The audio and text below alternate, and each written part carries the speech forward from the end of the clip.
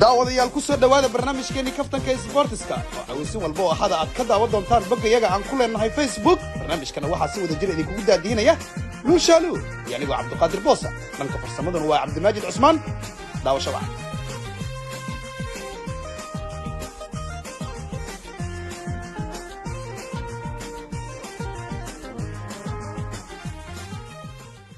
taageerayaasha reer Hiiraan ayaa wali gudaha ugu jira masraxa Beledweyne kuwaasoo wali diidan kamid ahaanshaha Super League Hirshabelle, laakiin taageerayaashan ayaa wali tabaya xidigoodii Waare oo qaba dhaawac lugta ah iyo diyashahoodii Ugaaska oo qaba dhaawac dollar ah.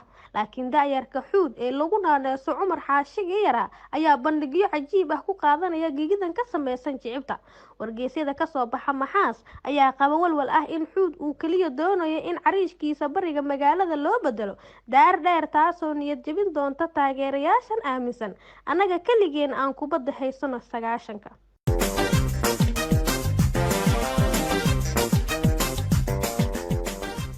kooxda shabaab ayaa dalab 80 milyan oo kaash ah iyo laba inqamaasi ku gorgorinaysa kabtanka Banaadir Cumar Finish kaasoo ay u arkaan bedelka ugu wanaagsan ee Axmed Diiriye oo xagaagan ka fadhiisanaya masraxa kubadda cagta. kooxdan bilcaanshadan darteed nafta isu dhaafisa ayaa xidigan u arka mid xirfad iyo nooca aayad ay rabaan u isticmaali kara kooxaha kale ee ka soo horjeeda si ay u sii xajistaan kaalinta labaad ee kala sareynta horyaalka.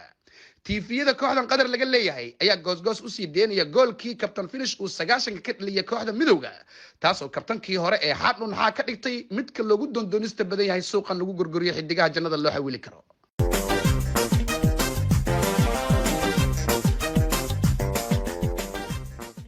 xidiga Mahdi Guuleed ayaa ku guuleystay laacibka bisha ee horyaalka Yatagabaru oo looga yeeray xulkiisa Itoobiya. kulamadii TPLF ayaa kooxdiisa Fila Soomaaliya u sameeyay 8 caawin iyo 10 gool 4 kulan, taasoo xidigan fursad u siinaysa inuu ka sii ciyaaro horyaalkan aan laga dhadhamin leenta.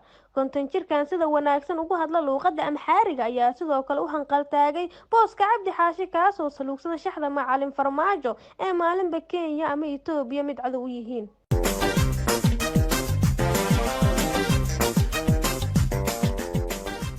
xidiga Sheekh Shariif ayaa gooni ugu tababaranaya masraxa Jasiira isagoo u yeertay 3 macalin oo ka caawiya jirdhiska si uu isugu diyaariyo kulanka 8 February ee soo kulaalaya.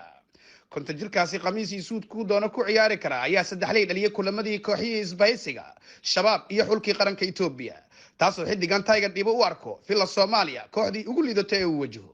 suma wallahi ayaa calimaadi ka dhigtay macalin u gooniya maadaama qorageygii caddaa uu haysta khibradii 90kii xilligaas uu wadanka uu galay marxalad lamid ah tan maanta.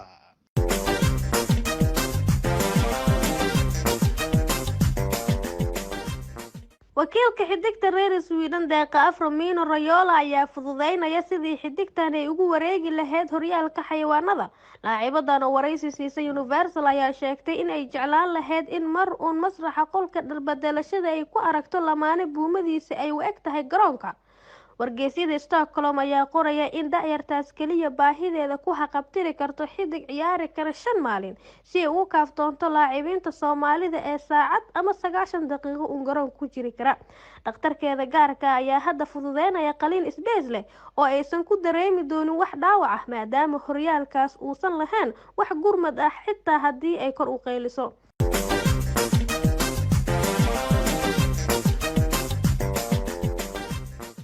xidiga Cabdi Dhaanto ayaa deactive iska dhahay bartiisa Facebook ka gadaal markii xidigaas lahan ka soo jeeday Romania ee Qoomaaliyare uu comment aan ugu qoray The Black Man. laacibkan ayaa ereygaasi u arka mid cunsuriyad leh dibna uusan ugu soo laaban doonin garoomada ilaa uu helo raali gelin buuxda. dhanka kale xidiga cadaannimadu ku weyntahay ee Dayax ayaa ku taageeray Mr Dhaanto jawaabta uu ka bixiyay ereygaasi, laakiin laacibkan aaminsan farxiya tiri ayaa lagu amaanaa inuusan ka caroon midab uu ka taqluuso waa hore.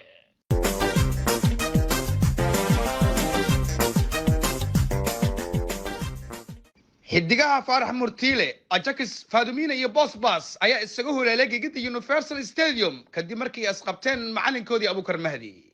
macalinkan qaraxii sooba soo qoray caawa qaybtii 10aad ee qoto waa shidan tahay ayaa xidigahan live u soo gala saacad u arkaan mid lunsaday xaqoodii YouTube-ka. laakiin UEFA ayaa Fadumina iyo Ajax si gooniya uga baari doonto maadada ciyaartooyda ka dhigta high ama mood ka hor dhageysiga dacwadooda. halka xidiga reer Somaliland Faarax Murtiile la sugayo soo kabsashadiisa. xidigta la kaxaji Wacays ayaa soo dhaweysay go'aanka xidigahan gadoodsan laakiin uga digtay inay jeexjeexaan shahaadooyinkoodii universal maadaama ay iyadu ka qoobameysay in maanta ay tahay CV la'aan.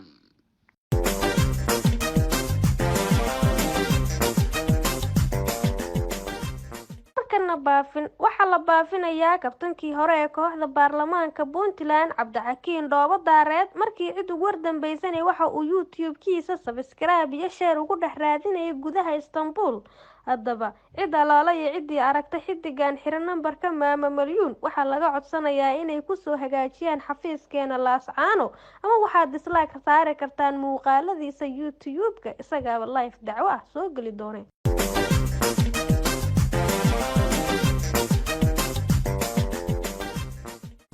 intaas ayaynu ku soo gabagaban doonaa barnaamijkeeni kaftanka sportiska si wada jirna barnaamijka waxaa idinkugu daadihinaya Luul Shaalu iyo anigoo boos ah gabagabada barnaamijka heestii cajiinka anaa kaa qasa xidigii fanka reer Muqdisho iyo Soomaaliyaba daawasho waca darba boos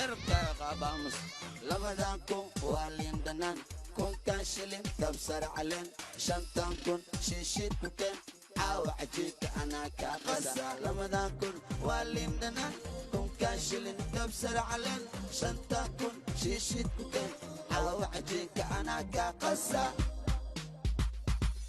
أقول كان كتين وروا إلى ما تعسى وسكذا ليه دولار راك وسودري عاونا دورا نودوا أقول كان كتين وروا إلى ما تعسى وسكذا $1 راك وسودري